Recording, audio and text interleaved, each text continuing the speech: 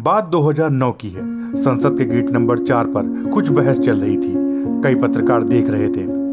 एक सुरक्षाकर्मी ने कुर्ता पैजामा पहने नेता को रोका और पूछा, आप कौन हैं?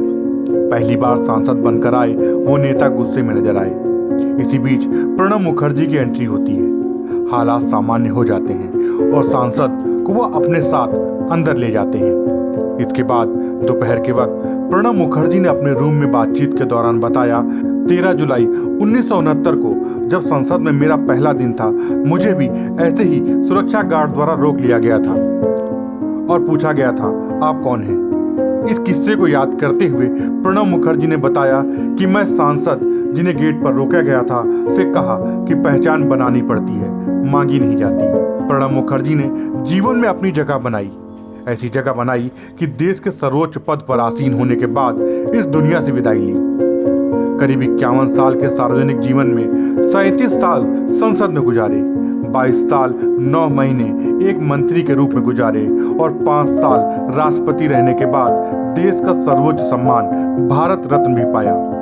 हालांकि वो कभी प्रधानमंत्री आवास की शोभा नहीं बढ़ा पाए, जबकि ये माना जाता रहा कि शायद उनके जैसा प्रधानमंत्री कोई और ना होता। नंबर 2 की भूमिका में रहे। दिल्ली की सत्ता के गलियारों में प्रणब मुखर्जी को दूसरे सबसे ताकतवर व्यक्ति के रूप में माना जाता रहा। 2004 से 2012 के बीच उन्होंने 102 मंत्री समूहों का नेतृत्व किया। वो यूपीए सरकार के हर मसले को संभालते थे, चाहे कांग्रेस नेता हो या विपक्षी। यहाँ तक कि जर्नलिस्ट भी प्रणब दा को मैन फॉर ऑल सीजन कहते थे। जब मनमोहन के सामने आया प्रणब दा को गुस्सा, राम सेतु के मुद्दे पर एक बैठक के दौरान तमिलनाडु में कांग्रेस की सहयोगी डीएमके ने तेवर दिखाए। कहा जाता है कि पीएम मनमोहन सिंह द्वारा इस मसले पर बुलाई गई बैठक में डीएमके मंत्री टीआर बालू ने सख्त तेवर के साथ अपनी बात रखी, जबकि कांग्रेस के नेता राम सेतु को लेकर लोगों की भावना का जिक्र करते रहे।